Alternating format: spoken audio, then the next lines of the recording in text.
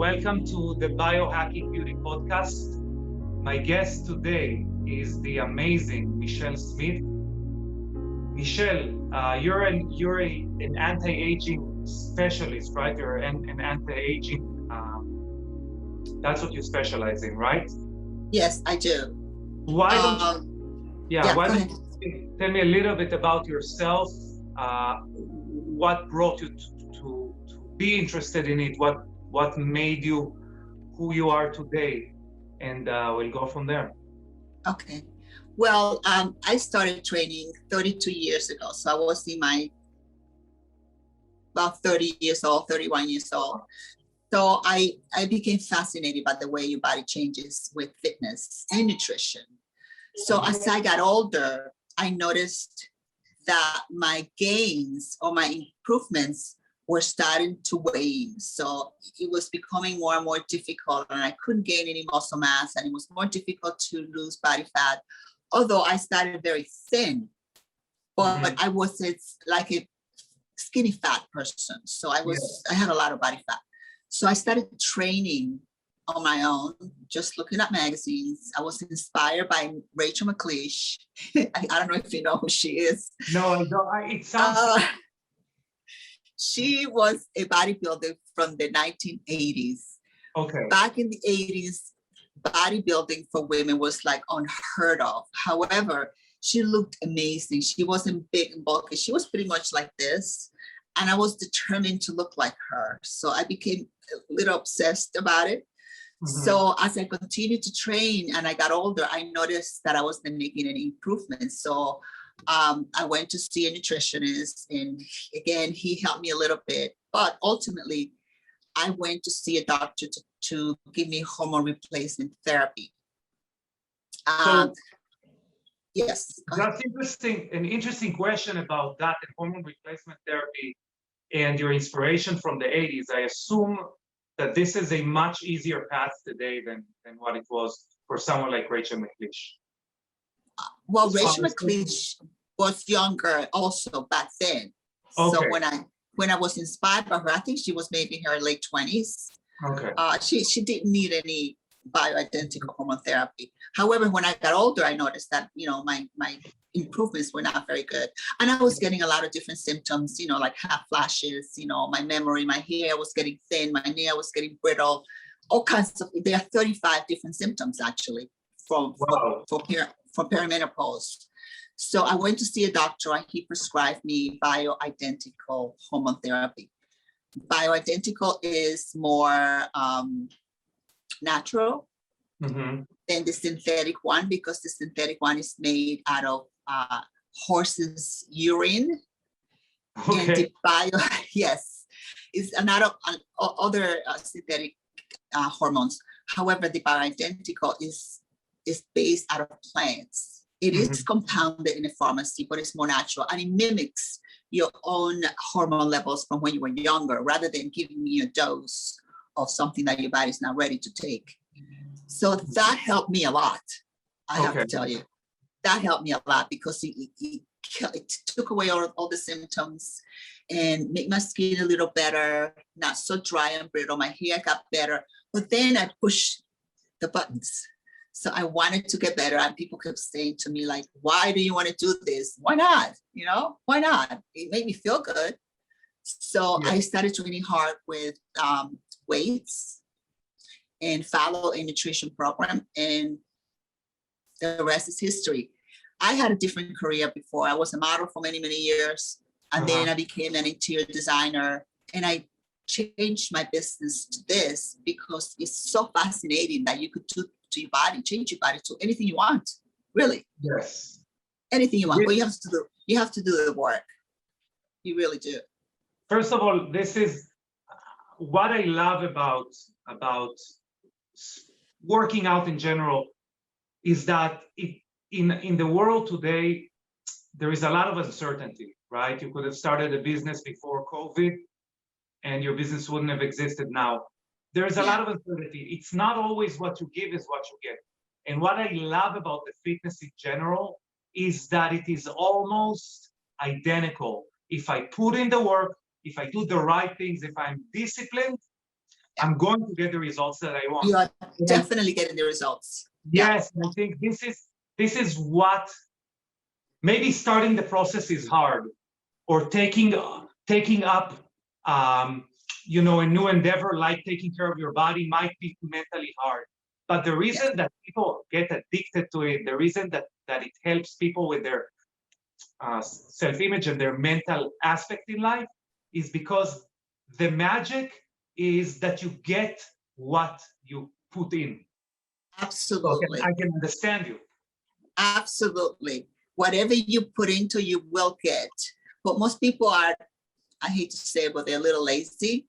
And I do understand that in the beginning of the process, it's very, very challenging, especially if your diet is really bad. If your diet is really bad, I've noticed with most of my clients that the first 2 weeks, it makes them very depressed. Not because the food makes you depressed, but because of the change. You take away, you know, their pacifier, so to speak, their comfort food. And now they're ingesting something that is very unknown to them. And they, however, they start feeling good after a couple of weeks if they override that feeling, you know? I wonder if some of it encompasses within it our gut bacteria changing.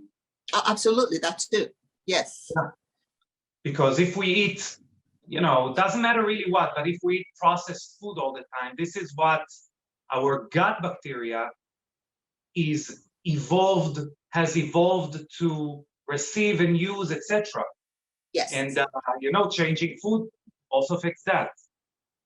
You don't get, first of all, you don't make any progress if you don't change your eating habits. Not so much in the fitness level, but in your brain, how you think, your perspective, in your hair, and your skin. Everything is about food, I have to tell you, because I don't eat processed food. I do on occasion if I go to a nice restaurant where they serve French baguette. I cannot pass on French baguette and butter, but that's it. I don't eat pasta maybe once every couple of years. Not because it's going to kill me. It's not going to hurt me, but I don't feel good after I eat it. It makes me bloated. You know, there is no nutrition value in it. So why do that? I prefer to stay healthy and look good. Yes. You know, it's a win-win. That is a much better reward. Maybe it's harder for us to get our brain to understand that kind of reward, because the reward of a cake is immediate. I feel it in my mouth immediately. And I think, however, once you eat the cake, that feeling is like, it's out the window. It didn't really do anything. It's probably for the first couple of bites, and that's it. You know. So what would you describe as good nutrition? And you know, we can talk about, you can maybe give a little segment about what is good skin nutrition or anti-aging nutrition, but really, according to you, what is healthy nutrition? Healthy nutrition as well as anti-aging nutrition is pretty much eating whole foods. Okay. That's, if I give you one single advice, it would be just get rid of all the processed food and eat whole foods, whatever that is. You know, you don't have to, now if you want to be more specific on your goals, then you have to counteract, you know, your macros about how much protein, how much fat, how much carbs. But in the general sense, for a healthy individual and staying younger and looking younger, is just to eat whole foods, because it comes from the ground. There is nothing in it. If you eat broccoli or rice or potato, it's all natural, you know, and it's going to reflect that on your skin and your body. Definitely. I don't remember who said it, but I loved, it might have been Mark Sisson, the guy from Primal Nutrition, but I don't remember. He said, you want to know what is processed food? Anything that comes in a package. You know, anything that comes in a package, you probably shouldn't touch it. Everything that is made by a man, I always say, everything that is made by a man, because some people said, why can I have cereal that has oatmeal in it? There is no oatmeal there, none. It's so processed, you know. Even if you have pasta made out of what, I don't know, they make pasta out of so many things now, out of rice. They still have to process the rice to turn it into a flour and make it into a pasta. And do you take into account, things such as, wheat, for example, even though it grows in the ground, it has been, hundreds and hundreds and hundreds of generations of adjusting it. We processed it through agriculture, right? We made the plant that was in the beginning a very small plant that was very hard for us to digest. We made it into this very gluten-rich, very starch-rich product. So do you consider things like that processed as well, or do you try to? Absolutely. I tell all my clients to stop ingesting wheat, soy, and dairy, because dairy gives you a lot of inflammation. It doesn't give you any calcium. It is high in calcium. However, your body cannot absorb it because it's highly acidic. In fact, it rejects it. So dairy is completely out of my list. Cheese as well? Even what? Even cheese? Even cheese. I have it occasionally because, I don't have to keep up things 100% forever. Occasionally, and when I do, I prefer to have goat cheese because it digests better. Yes. But no cheese, no milk. I don't even have yogurt. Okay. Again, once in a while, it's not going to hurt you. But if you do something consistently, like most people do, they have a yogurt for breakfast every day, it's just not healthy. Any dairy. I got it. So as far as nutrition goes, and I love that definition. You're saying before we're talking about someone's specific goals, or before we're going into the nitty-gritty of things, you need to understand what is food that your body likes long term, and what is food that is going to harm you long term. And after you do this separation, that's already a good separation. And now if you want something specific, we can work about something specific. Of course, then you start, advancing from there. Also, as you get older, your body doesn't digest food the same way. So eating processed food like you did when you were younger is not. It's just your digestive system. It changes when you get older. And people don't realize that. I used to eat this. No, you can't do the same thing. I used to eat everything when I was younger. I used to have ice cream, pasta, fried foods. I grew up that way. You remind me I'm Israeli. So originally, as you know, all Israelis need to go to the military. Yes. And because we were, I was in a fighting unit, so you don't get to go home a lot. So after a while, you tend to get tired of the army food, and you start to order food to the base. And what was available to us, I kid you not, is a $1 whole pizza. Oh my God. $1. Oh my God. $1 whole pizza, like a 12-inch pizza. And I'm thinking of it now. I think if I'm going to take a bite of it now when I'm 34, I probably am going to explode. I don't know how for real. Did you stop eating it, or you just got disgusted with it? What made me stop eating it? First of all, when you get out of the military, you obviously, you have better choices in general. Yes. But what made me stop eating it is that there was a rumor that the cheese isn't even real cheese. Oh my God. There's something completely artificial that's not even cheese. And I said, you know what? That's where I draw the line. Now you understand why it was $1. Exactly. I don't know how even the electricity to make the pizza could have been so cheap to make a $1 pizza. But yeah, it exists. And by the way, this place still exists in Israel. I think they've upped their prices. Maybe it's $2 now. I'm sure. But I grew up, as a kid, I grew up eating whole foods. I come from the Dominican Republic, and there was zero processed food when I was a kid, like zero. It didn't exist. I remember, like looking for pizza. It was like a delicacy Okay. because we didn't have that. So when I came to this country, the first thing I dove into was what? Processed food, because I never had it. So I was having pizza every single day for lunch. And that lasted for a year. And then I went back to, here and there, my body appreciates better the whole food anyway, regardless of my knowledge, that the knowledge that I have now, this just tastes better also. And definitely. And are you okay with people having, going off the path once in a while? Are you okay with cheat meals? Are you okay with letting yourself go sometimes? Because you are talking about maybe eating a bread once in a while. So how do you deal with it yourself, and how do you tell other people to deal with this? I think it's actually beneficial to have a cheat meal once a week, because your body needs a little break. Also, if you give the same types of food all the time, it gets adapted to it and doesn't do as well as you take it back and forth. So one cheat meal is ideal. Not the whole day, but one cheat, like if you choose a breakfast on a Sunday or a dinner on a Saturday, whatever you prefer, just have whatever you want. I follow that. But I still, because I've been doing this for so long, my cheat meal consists of more food. So I will have more carbs, than usual. I just indulge more. I don't want to have fried foods. It's just my stomach will not appreciate it. Yes. I wouldn't feel good.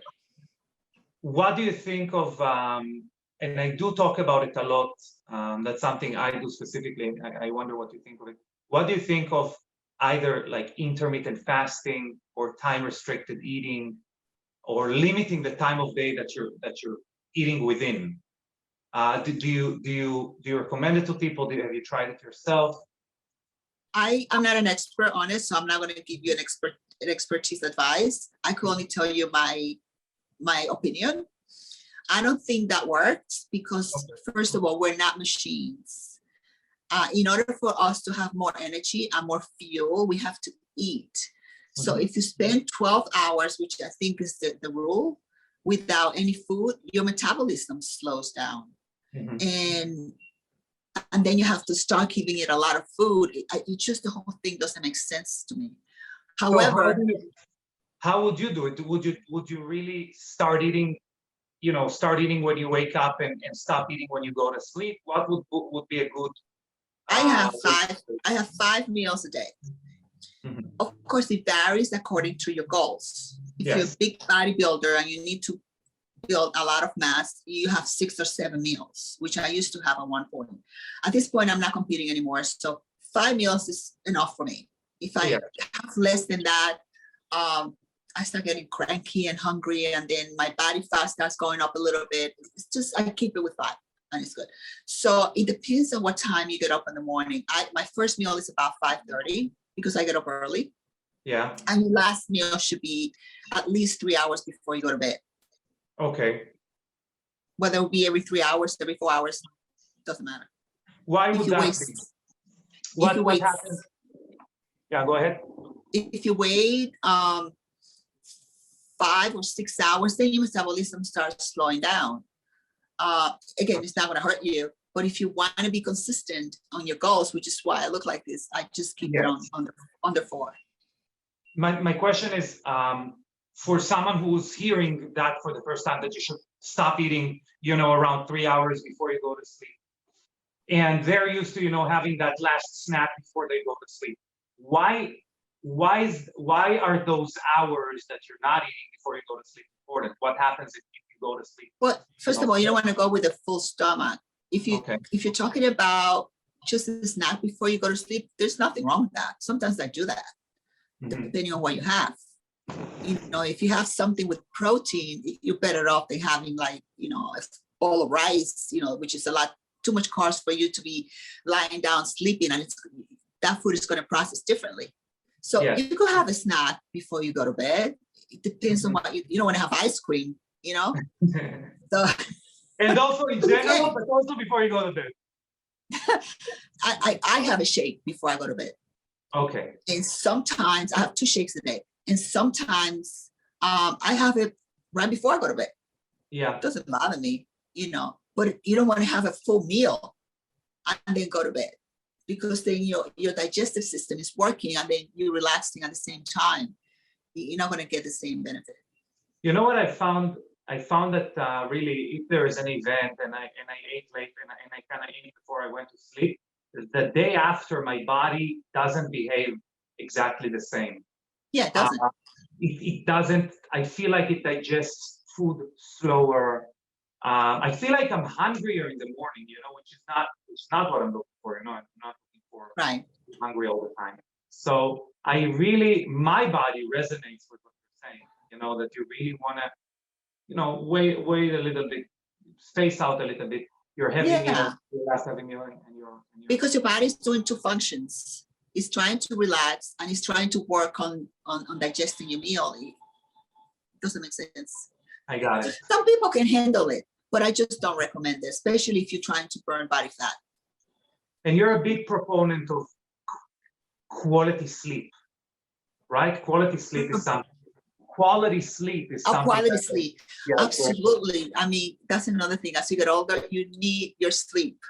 Okay. When I was younger, I used to party a lot. I was always on a club, partying all night. And I used to go to bed at 5, get up at 7, go to work, take naps throughout the day, at work because I was modeling. Now I need 8 or 9 hours sleep. I really do. And I feel better. If I don't get enough sleep, I'm not functioning the same way. Are you taking anything, as far as supplementation before you go to kind of supplement your sleep?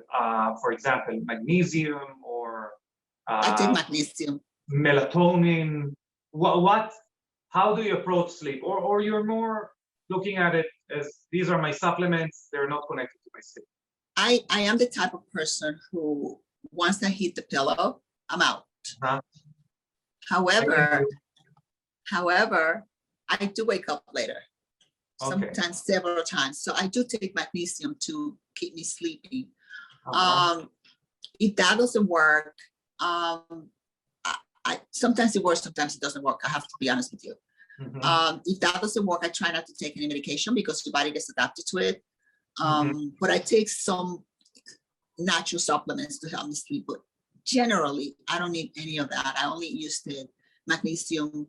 And I think the waking up in the middle of the night is a function of getting older, by the way, because you don't get a full night's sleep.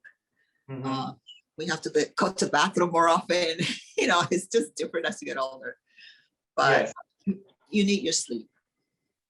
And your body has to recover from the workouts too. If you train like I do to build muscles, that's why you're training. And the way they recover is by eating and sleeping. So that's how they grow. You're almost, in other words, what you're saying is your workouts is actually almost like giving your body homework. And then overnight, your body needs to do this homework. Yes. It's very similar. In skincare, for example, when I talk to doctors and we're trying to explain our philosophy. Right. And I actually a lot of the time use the fitness world to explain it. But I'm saying you have basically two things that you're asking your skin to do. Yes. The first thing, exactly like working out, you're giving your skin homework, whether you're using any kind of peel or you're using retinoids, or you're not even you're living your life and you're going outside and you're getting UV radiation on your face, or there is inflammation in your body, or you smile. Anything that you do, your body needs then, or your skin, which is your body's biggest organ, so we can really copy paste it to every organ. Then your body needs to take this block of homework, of repair that it needs to do, and it needs to perform it in the best way. And I'm going to go back to what you said before. You said, when I grew older, I really felt my recovery is the thing that is getting a little more difficult. Yes, and it is. Really, if you think of aging, if you really think what aging are those moments where a cell did not recover well. and you start Absolutely. to accumulate those. So I feel, especially from what you're saying, but in general, that anti-aging, the first thing we want to think of anti-aging is how do we get out of our own way? How do we allow the body to repair itself in the best way? So, in skincare, we have the homework, and then we have supporting ingredients, whatever it would be. Absolutely. Peptides, hyaluronic acid, which I'm not a big fan of, but, we have a special molecule that we use, NAD. I don't know if you're familiar with NAD. Yes. A lot of people doing injections of it, etc. So we have it in a cream that then gives the NAD what it is. It's kind of cellular fuel. So we give your cell the ability to perform the homework, which it lacks as we grow older. As you grow older, yes. I really connect with what you're saying, and actually kind of connecting it with fitness. A big question that I had for you is, if we talk about anti-aging more than skin, skin is just another organ. Our skin reflects our age. That's why we want to look good physically, because it kind of tells a secret about our age, and that's what we really care about.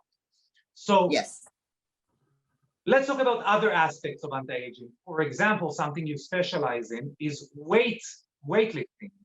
And you mentioned that you started it later, which 30, if someone didn't lift the weight before, it's quite late.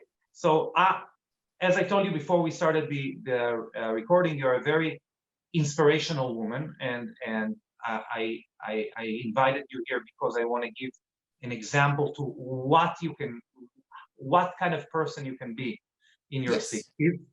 So how do you approach weightlifting for anti-aging in general?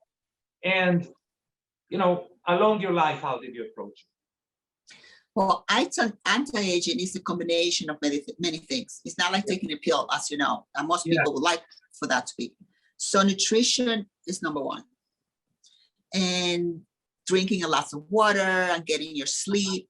Now, training, if you do mostly cardio, for instance, which is everyone's favorite exercise, especially women, what will happen is that you will get older. And the reason for that is because you're breaking down all your muscles. Your skin is already sagging from age. So you remove the muscles. What do you have left? Saggy skin and bones. And people don't understand that. You see runners, they look like much older. Now, when you do strength training, when you lift weights, you're trying to build the muscles that you have when you were younger. So therefore, that by itself is going to help you look younger. Yeah. You see a lot of older people who lift weights, and you can see their muscles, but you can see the saggy skin on the outside. I think the reason why you don't see it on me is because I started, although I thought I started late, but I started early. Yeah. I was still young when I started, so my transition was smoother as a result. Yeah. I didn't allow the skin between the nutrition, the taking care of myself in every aspect and lifting weights. I didn't allow that to happen by accident, by the way. I wasn't thinking that was going to happen, but I noticed the difference from other people. So another thing about weightlifting is that it helps, not only does it help you be stronger physically, but it helps you be stronger mentally as well. It gives you an incredible sense of self-esteem when you lift weights. And especially when you're aging, it provides a sense that you can take care of yourself, as opposed to like you're a little old person that somebody have to wheel you around. You could be an 80-something-year-old person and still carry bags and do whatever you need to do if you consistently weightlift for many years. And I've seen it happening. Definitely. So, also with bone frailty as well. Your bones, yeah. And what about? Go ahead. Go ahead. No. Sorry. So, what about because one of the things you specialize in is hormones. So when we maintain a good lifting regimen, does it affect our hormones in any way? Yes, it does. It does. In fact, when you lift weights, your testosterone levels gets higher. Mm-hmm. Now, for a woman, the estrogen level may not change. For that, you may have to have some, hormone therapy, because that's a different animal altogether. Lifting weights and having muscle has to do with testosterone anyway. Yes. So your hormone levels will get more balanced as a result of lifting, but not the estrogen. Okay. The estrogen, you will have to have some supplements. And as a woman, that's when you get the hot flashes and all the discomfort with your skin. And should you be afraid as a woman of testosterone? Well, people hear testosterone, they think, hair on their face, and it depends how much testosterone. It depends how much testosterone you're taking. I mean, my doctor gives me 1 pump of cream. I put it in my arm. I do it every day, and it's only 1 milligram, and that's that. It's not going to make me lift like a man. I don't have like 150 milligrams of testosterone in my body. It's just 1 milligram, and it just helps you balance it. Also your libido goes away when you are getting older, especially for a woman. I don't want to feel like I'm dead. No. If my libido is out the window, like, what am I, shell? I don't want that either. So it improves your libido as well when you use the testosterone. So people are afraid. I'm not afraid. And who would you, I think a lot of people, everyone is lost in areas of life that they have less long time experience with when they're new in something. Right. At what age and how can a person know, especially a woman, because we talked about estrogen, but anyone, how does a person know if he needs to see a professional about hormones? Or at what age? What are the rules of thumb? Everybody's different in terms when perimenopause starts. Mine started around 37. Okay. However, you have to understand that perimenopause could last up to 15 years. So when you first start getting your symptoms, you may not know what the hell is going on with you. So it might be 5, 6, 7 years, and they don't know why they're getting fatter in the belly. Why am I getting sluggish? It just sneaks up on you, and they don't realize why it's going on. So when a client comes to me and they start giving me some of those symptoms, I send them to see a doctor right away, because that's pretty much what it is. And if you start it early, like I did, your transition is going to be much smoother. If you start hormone therapy already in your 60s, it's not going to hurt you, but it's going to take you a little bit of time for you to reverse it a little bit, because you already have done the damage. Yeah. Is there a ceiling as well? Like if you start early, if you start late, let's say you start when you're 55, is there a ceiling to the levels of health benefits you could have from it, rather than if you started? It's pretty much the same. You go through the same process, but I think your body is going to absorb it a little bit slower than when I started. When I started, I was just getting symptoms of perimenopause. I was getting very sluggish. I was getting cranky. And fortunately, a friend of mine said, I have a doctor that you could see for, thankfully, it was bioidentical hormone therapy, not the synthetic one. So I went to see her because I'm one of those people who listens. I'm not one of those who say, oh, no. I listen to everything. I'm not an expert on everything. So I went to see the doctor, and oh my God, I feel so much better. So much better. And how long ago? I started getting bioidentical hormone therapy when I was 43, 42, 43. I started a little bit of symptoms before, but I didn't know anything about it. I didn't know what it was. But some people start a little later. Everyone is different. My menopause came in in 2005, so I was like 53, I think, at the time. Some people may still have, their mesoms, their periods through their 50s and be okay. Everybody's different. But I can guarantee you, even if they have their periods in their 60s or early 60s, they're not feeling the same when you were younger. No, you just don't.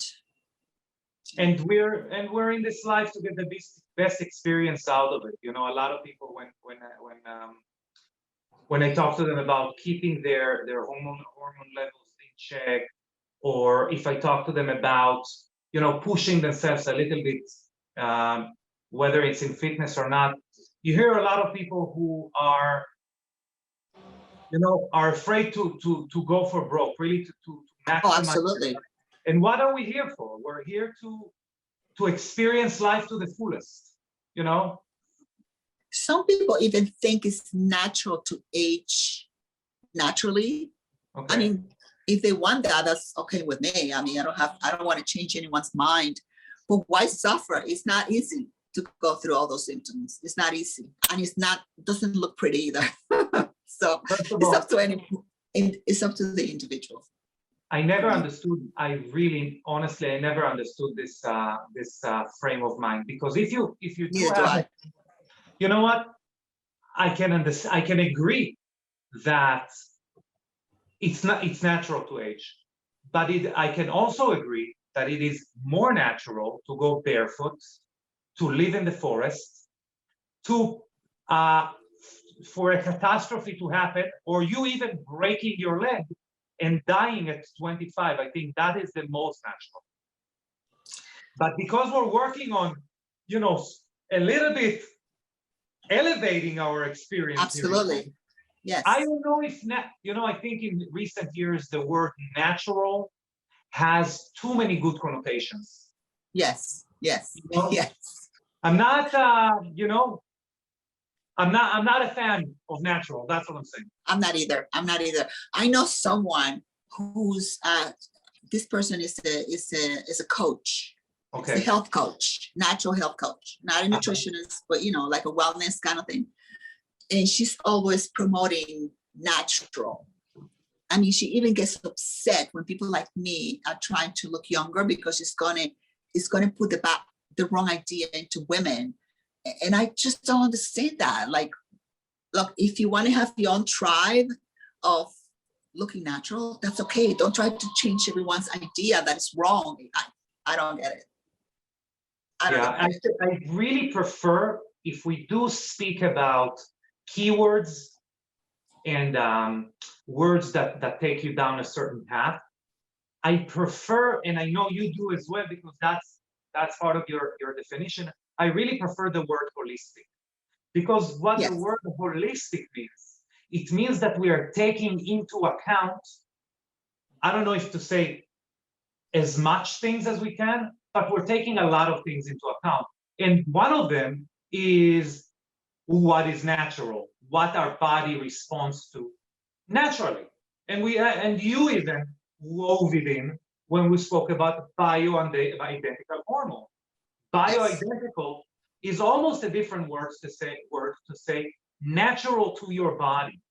Yes, it's pretty much it. That's what it is. It's natural to your body, for mimicking to when you were younger, when you were feeling good.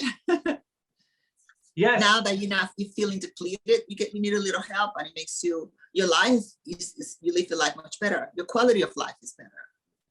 Yeah, I think maybe the subconscious, the reason we are drawn subconsciously to that word and give it a positive connotation to the word natural is because we realize that a lot of things we're doing these days, we're trying to reverse engineer a lot of things.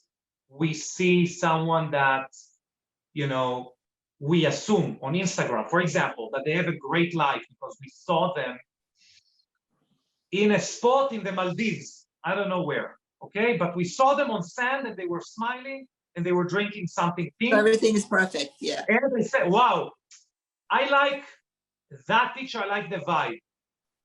And I can try and recreate it. I can pour sand on my kitchen floor and I can make myself, I don't know, pink lemonade, and I can turn on the lights on and have the same picture. Yeah, but it's not going to be natural. It's going to be something I reverse engineer, and the core of it was lost. And that is why that is my kind of weird way of explaining, I think, the subconscious of the word natural. But we got to understand that in our society, natural is out the window. There is no such thing as natural. There is no such thing. And yeah, I agree. No. Many There people, is something that agrees with us or doesn't. many people want to go as far, and I believe like in natural food, whole foods, as I said. But when people start pushing the envelope that if they need any kind of medication, they want natural medication. Like you have an infection and you want natural, things to cure it. It doesn't make sense to me for you to go that far. You need, if you have cancer and chemo is going to save your life, I would do it. Agreed. And I also think that we say in Hebrew, we say that the carrot rose from the ground and hit the farmer. That's what we say when we are getting too wrapped up in one singular thing. In one thing, from this enabling thing that says, going back to the word natural, from this thing that is supposed to be enabling, supposed to be like an umbrella saying all of this you can do because all of it is natural. What happens is it actually limits us. When we come to a real fork in the road and we don't live in a natural world, we just don't. We're not supposed to, none of our ancestors lived to 90 years old to be dealing with all these diseases. So when you're trying to address them naturally, it doesn't exist. You need a holistic approach, which I totally takes agree. into account natural.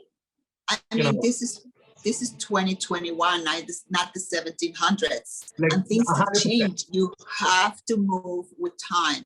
You have to improve. You have to evolve. You can't be stuck in the same time. Things are different. We have different diseases. It's just very different than what it was. What I do try and one of the things that I do ask myself a lot of the times, is it natural? And I try to be true to source, is mobility and movement. Because I feel that this area, the more it is natural to seek comfort. And this is in a capitalistic society, this is you can see it all around you. One of the big things that sell is added comfort, just another layer of comfort. And what happens to us movement-wise is that we are becoming less and less naturally moving and maintaining our mobility through the ages. And a lot of people are saying things like your age is actually your spine's age or something like that. And I want to ask you, how do you look? So you've been in the fitness game for a few decades, and I'm sure that especially when you load your body with weight, mobility becomes an issue that you need to address. How do you maintain suppleness? How do you maintain mobility? Do you stretch? Do you do anything like that? Well, first of all, we as humans, the closest thing we look for is comfort. Yes. So just give it a sign to be comfortable, and they just don't do anything. That's natural for human beings. When you start a routine of mobility, as you said, in my case, I go a little more than that by lifting weights. Mm-hmm. Your body is craving that. It's just craving that. So if I want to be lazy one day, my body doesn't want to be lazy. It's looking for me to be active. I don't have to be lifting weights every day, but to be moving, to do some kind of activity to make me feel alive. That's pretty much how you do it. Now, I do have to listen to my body. So when I need to rest, sometimes you do, especially in my case, because I'm really pounding my body 5 days a week. You listen to your body and take some time. But you can, I would never take a month off because your body gets automatically lazy. And then it's hard to pull yourself back up. One of the things that people don't understand clearly is consistency, how important consistency is If you need to be moving around, for instance, you have to do it consistently. You can't just go for a walk once a week. You can't just be on a diet for once a week, or a month and then go back. Consistency is the key. The reason why people are obese is because they're consistently putting the wrong food in their body. The reason why they're slow, because consistently they don't do anything. Consistency is everything. So that's 100%. why I stay on top of it. 100%. It's almost like the body is gonna do, that Well, you depends ask how them well, to. but your body is gonna do whatever you ask it to do. So if you ask it, if you give it a hint, hey, what you really need to do is just conserve all your energy. Just conserve. We're not moving along right now a lot. You won't. No. You won't move. You won't. I've been training for 32 years. If I were to take 6 months off, first of all, I think I have a heart attack. But my body will become lazy just like anybody else's. And then I won't want to go to the gym.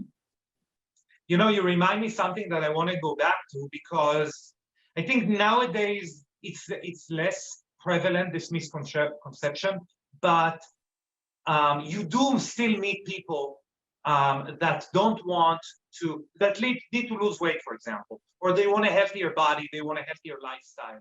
And when they look at what a healthier lifestyle means, and they understand that they do need to have some resistance training, they need to lift some weights to move weight around, their immediate response is, but I don't want to be bulky. Oh, I hear that so much. Do you still? Because that is something that, I got an answer to it 15, 20 years ago. So what would you say to someone like that when you tell them, oh, you want to lose weight? Lift that weight, please. And they tell you, I explained the process of lifting weights. First of all, muscles, all by itself, by having muscles, is going to help you burn fat automatically. If you do cardio, it's going to, like I said before, it's going to help you burn muscles as well as fat, which is not a good look. So in order for you to motivate them to do that, I remind them the importance of lifting. And in order for you to get bulky, big and bulky, you have to eat accordingly. Those people who are huge, the amount of food they consume is out of this world, I have to tell you. It doesn't matter how heavy you lift, if you don't bring that up with the amount of food that you eat, it's not going to get you anywhere. On the other hand, if you're super thin and you want to build a little bit of mass, it doesn't matter how heavy you lift if you don't eat to support that. So no, you're not. I mean, look at me. I'm a huge and bulky, and I lift heavy weights. I train my legs 3 times a week because I'm trying to get my legs bigger. I'm still pounding my pull legs, and I think I gained 2 inches. I'm not kidding you. It's really hard to get bulky. So, you need to work at it. That's what you're saying. You need to consume a lot of calories to do that. In order for you to get big and bulky, you have to consume an enormous amount of calories. Not even 5 meals. You have to consume much more than that. Okay. So with a regimen of 5 small meals, according to the goals, like as I said, if you want to lose fat, gain muscle, whatever that is, and you lift weights, it should always be heavy. It should always be heavy. It won't get you anywhere if you lift light. And when you talk to a client, do you really, how does it really go as far as do you really address their goals from the get-go? Or yes, they have to tell me what their goals are, because I cannot tell them how they should look. Absolutely. I understand. So everything is catered to someone's specific goals, and probably their lifestyle as well. Probably, if someone works you're from New York, so if someone works in the stock exchange and or is a doctor and has crazy hours that they need to work in, it's something else that if someone is a stay-at-home father or mother, or I don't know what, works from home as a programmer and can dash to the gym pretty much whenever they want. So I assume that's like time management is also something that gets into it. Well, again, according to how badly you want your goals to be fulfilled. if you want to be an athletic, person who wants to compete, and you have a very busy schedule at work, and you cannot work out, you're not going to achieve those goals. If you try just to be healthy and lose some weight, that's much easier to achieve. If you have a really busy schedule and you're not able to work out consistently, I always encourage working out because it's going to help you mentally as well as physically. Like I say, it makes you stronger. Even if you just do cardio 3 times a week, which I don't recommend that more than that, unless, of course, there is a goal of, burning a lot more calories. You're going to feel better when you work out. I mean, even there are days that you don't feel like going to the gym or whatever activity you're doing, but once you finish it, you feel so much better, much better. And also, and also, I think you need, what I love about fitness is, aside from the physical goals, the physical achievements that you achieve, how you look, it puts every workout, every time you need to, to manage your own mentality, to push yourself a little more, you build character. Your body getting built is almost a mirror to your character being built. Absolutely. Then you can apply yourself in other areas with the same bank account of character. Absolutely. Money to. And that's the reason why I encourage them to do it, because they're going to find benefits from it. Even if you like to play tennis, your tennis will improve. Even if you like to play golf, your golf will improve. Even if you just stay at home, you're going to have more energy. When you stay with your kids, it's just going to improve your life no matter what. Now, if they tell me, I'm sorry, I can't do it, and they give me 100 excuses, there's not much I can do. Yeah. I could encourage them to at least do it twice a week. And most people do it. Huh? That's the minimum, you think? I think the minimum should be 3. But 3. Some people claim not to have the time. So I say at least to 2, because 1 is not going to go very far. You have to wait an entire week for you to do that activity again. It's just not. Do you think someone should even let go? Let's say, we believe every excuse we hear. Let's say we believe it. Would you tell someone, you should sleep 1 hour less and go to the gym? I would tell them to go to sleep an hour earlier. Go to sleep an hour earlier and not have. Look, I hear so many excuses. I don't have time to make breakfast. Get up a little earlier. I don't have time to go to the gym. Go after work, or in the morning, or in the afternoon. There's always a time to do it. If you really want it, that's the bottom line. If it's not one of your goals, you're going to find excuses all the time. And from, I am a big proponent of professionals. Yes. I'm a big proponent. If you really want to achieve something, you can do everything on your own. But if you look at, let's say you open a new company. Let's say you have a new business.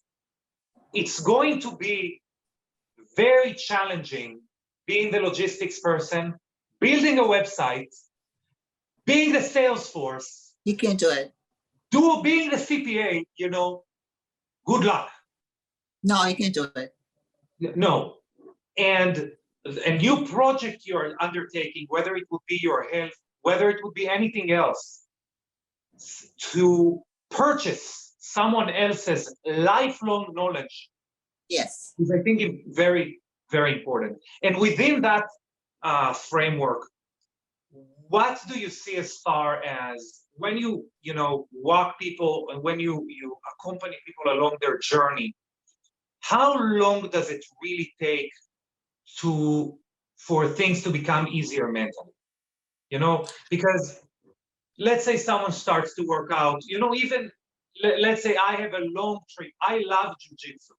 That's my passion in life. I love wrestling, jujitsu, fighting. That's all I do. I do it every day. That's awesome. That's what I love. When I'm done, I take this off. I put my work clothes on every day. Wow. And Even if I have a long, let's say I need to go to a conference. For example, I just gave a talk in the cosmetogynecology conference, and I couldn't work out. It was in some place. I worked out a little bit, but I didn't fight anyone for like a week. Even to me, it was difficult to get myself to the gym the first time. Yes. And so I understand it. From your experience, when does it get easier? Someone needs to stare at their shoes for an hour before they put them on and go for a run. What is the light in the end of the tunnel? What should they be waiting for? Look, I'm going to give you an example. Mm-hmm. I started skating, online skating, when I was 40 years old. Okay. I live in New York, the park is there, and there was always a lot of skaters, and I thought, shit, I have to learn how to do this. And I was 40, and they had a band, playing music. It was like being in a club, but outside. I just loved it. And you learn to do tricks, and it's like, damn, this is cool. I need to learn how to do this. I was there every Saturday and Sunday from 1:30 p.m. till 7 p.m. trying to learn how to skate. And it took me a while. Why? Because I was only doing it Friday, Saturday, and Sunday. The more often that you do it, the faster that you accomplish what you're looking for. If I were to put my skates at least for an hour every day, I would have just moved through that so fast. But it took me about a year, I have to say, to be really good at it. So The same thing goes for this. If the client is willing to put the time, and especially in nutrition, if they're willing to put the time and follow what they're given, they see results within a month or less. And they feel good within a week. Within a week, they feel already the difference. And you could see the changes a little bit because you're burning fat, you're not just losing weight. The problem is that then they go back to the old ways, and then they pick it up again. They go back and forth. 3 months go by, and there's a little bit that you see. But you see results really, really fast, I can tell you. Really fast. Especially if you combine the nutrition and fitness and you're on top of it. Within a month, you're like a different person. Not completely cut like this, but you're totally a different person. Your clothes will fit better. You stand up straighter. Your skin is glowing. They have, the way they act themselves is different and more reassuring. So it doesn't take long, but you have to do the work. You have to do the work. You have to do the work. Yeah, it's almost like you're cycling uphill, right? You're not gonna cycle. Bear in mind, you're gonna be like 2-3 yards downhill when you're gonna recycle. So you gotta keep that in mind. If you get to the top, you're gonna come down. So just get there. Yes, that's amazing. And what I like from your example is that it is another example how you as a person with an anti-aging mentality are I wouldn't say comfortable, but you're comfortable with the idea of trying new things, of reinventing yourself. I think this is something that you see that a lot, during COVID, but even before COVID, you see that a lot with the technological revolution that we are in the midst of. And you meet people that are in their 40s, 50s, that don't want to change their ways. They do not. I have a very open mind. I'm very edgy, as I mentioned. I always believe in learning. I still hire a coach. If I want to look better, I could do it myself. There's no question. But I'm going to learn something from this person. And I have accountability. I have to come back to him or her to, help me get my goal. Otherwise, I'm going to say, this weekend I'm going to do things that I don't want to do. It's going to take me a little longer. So I still hire a coach when I feel that I want to get my physique in, I don't have one right now, but when I feel that I want to get my physique to a higher level, which people say, why? Like I'm supposed to stop because I'm 64. Why should I stop? I don't have to stop. I don't plan to stop. I'm planning to always improve. Not just physically, mentally, spiritually, on every way that I can. That is when someone, or even myself, when the question of why to push yourself comes into the mix, it means to me, it's just a different way of saying, I am not considering the fact that if you're not going forward, you're going backwards. You are going backwards. There is no such thing as maintenance. Do you know like, why don't you just maintain? There's no such thing. Because the world goes around. It doesn't stop for anybody. So if you do the same thing over and over and over again, guess what's going to happen? You go backwards slowly, but you go backwards. I prove it to myself.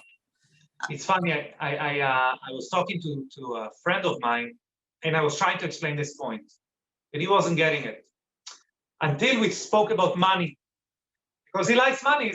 He's very well, and that's what he cares about. He cares about finances. So I asked myself, how am I explaining finances? And I said, you know what? If I give you, $1 million, would you put them in your safe and forget about them? Or would you put them in a bank where they increase their value? What would happen if you held on to $1 million? You know what? You lose it. It's not going to be worth the same tomorrow. The world continues, and maintenance equals loss. I don't know if you know. Absolutely. I try to tell that to people. People tell me, like, why don't you do maintenance? They just don't get it. No. There's no such thing. Have you heard about the movie with Will Ferrell? I forget the name of the movie, but his character name is Ricky Bobby, and he has a saying, if you ain't first, you're last. You know that saying? If you ain't first, you're last. You ain't first, you're last. So that is, as far as maintenance, if you're maintaining, you're going backwards. No, you go backwards. Yeah, absolutely. In every aspect. And sometimes it's okay. Sometimes it's okay to understand that you have a list of what's important to you in life. And maybe the state of, I don't know, maybe your house is not the cleanest. It means that in that list, it is coming after many things. Absolutely. That you put more importance to. Yeah, everybody have a level of importance of different things. Absolutely. Exactly. And it's okay. Yeah. For me personally, the number one thing in my life, it's me. If I don't take care of myself first, I can't take care of anybody else. I invest on me first and foremost. Hands down. And it really connects. You can really copy and paste our conversation from 10 minutes ago, talking about how through improving your character through training, you can excel in other areas in life. Exactly the same. Do you know how they say that people that work the hardest have the most amount of time? People that don't do nothing. Yes, it's true. It's true. It's the same. It's the same principle in life, showing itself in different aspects. If you're not going to prioritize yourself, if you're not going to make yourself the best person that you can be, what are you going to give to other people? No, you can't. Have you ever heard the expression, how you do anything is how you do everything? 100%. 100%. Yeah. It's my father is a very interesting person. My father is a world-renowned expert in fire protection systems, especially for oil. And when you speak to the guy, you can detect an amazing, very nice person, but you cannot get the understanding that you're talking to a world expert until you talk to him about a problem. And it can be any problem. The language that he uses to address a problem, How he doesn't say this is a problem, but he does say this is a challenge. The language Yes. that he uses, Yes. Yes. the way he approaches every problem, it clicks. It clicks for everyone. Suddenly someone says, oh my God, this is a person of excellence. That's And fantastic. I really agree with what you're saying. So That's fantastic. He has a good mindset, pretty yes, much. He has a very good mindset. yes, yes. And again, and mindset in one thing translates to mindset to other things. So my question, do you also work with mindset? So let's say someone comes to you and asks for your professional help. Do you also repeat the question? Do you also address mindset? Do you also address? Absolutely. It's so combined. I even add spiritualism to it, if I feel that it's welcomed. Yes. Because a lot of people are very close-minded about things. They could be super intelligent, very academic, but very close-minded for growth, just simple growth and understanding of others. So yes, I address that all the time because it's all together. It's all combined. And now as far as COVID goes, because your business for the most part was to meet a person and to tailor a way for them to improve physically and health-wise. But Yes. right now, especially you live in New York, right? Especially New York, this area is almost non-existent. So how did you reinvent yourself? What is going on as far as professionally with you? I have to tell you, when we were on lockdown last year, when things started to happen, I went into a panic attack because I had clients like all day. I had 9 clients a day. I was training clients and seeing clients for nutrition and some online. I didn't have a large line business at the time. So I went into a panic attack, like, what the hell am I going to do? Yeah. My clients started moving. Some of them didn't want to do Zoom. A lot of people left New York. Well, most of these people, they have a house in the Hamptons or whatever. They just, they just left the apartment here for a while and left. So I was really panicking for a while. However, it gave me a lot of time to think about my business going forward. It has taken me a year, but I don't want to go back to that business model anymore because what I have to offer, it wasn't reaching out enough, if you know what I mean. It was just very basic. I was trying to get people to work out when they really didn't even want to work out, Yeah. So now I'm reinventing myself to like we're doing now. Yes. I'm doing a lot of podcasts. I'm putting my name out there. I'm doing online coaching. I'm trying to widen my horizon, so to speak. It's like almost starting over again, but I'm much happier with this than what I was before. Although I was really scared, but it wasn't getting me very far at what I was doing. So I think at the end of the day, this is going to be better. And I think that's a good segue also to kind of to wrap it up and figure out, because you inspire me. That is how I got to you. That is why I wanted to talk to you. Thank you.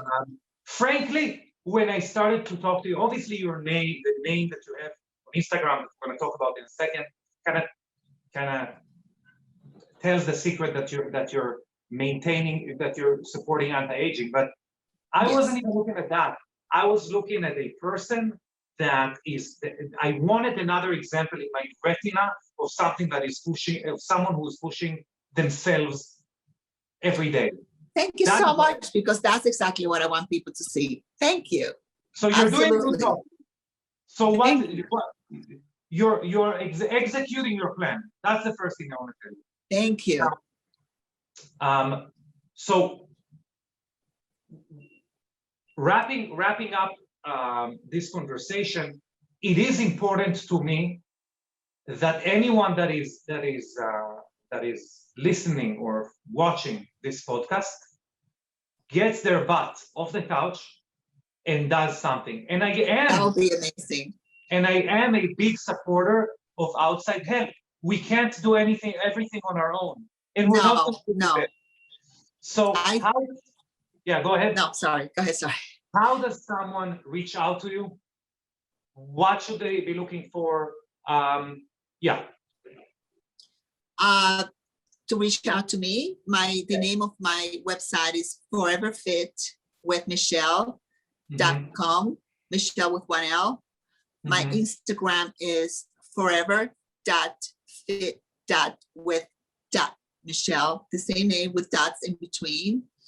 And Facebook is Michele Smith, anti-aging specialist. Okay, we're gonna make sure. But I do love the fact that you see beyond the name anti-aging. I think I offer more than that because I'm edgy. And I think I'm trying for people to see that they could be younger at heart. Forget about having a body, which is an icing on the cake. But just you could be young at heart and be open with all kinds of possibilities. That's the trick. If you're open, you could have anything. Yeah, exactly. So, and we don't know what tomorrow is going to bring. We have no idea what's going to be tomorrow. This is not even a big this pandemic that we're experiencing in a world scale. In the 4.6 billion years that that Earth has existed, that's very small. 75. I know. Thank you. I know. Absolutely. 75,000 years ago in Malaysia, there was an eruption of an earthquake. Yeah. That they are saying that the human race was less than 7,000 people. Some people are saying, some people are even saying that we were left to 40 breeding pairs. Oh my God. So what we're experiencing right now on a global scale is nothing. Is nothing. I agree with you 100%. Yeah. The person that we are tomorrow, that we're creating today, should be able to handle as many of the scenarios. Yes. I think we're going to come out.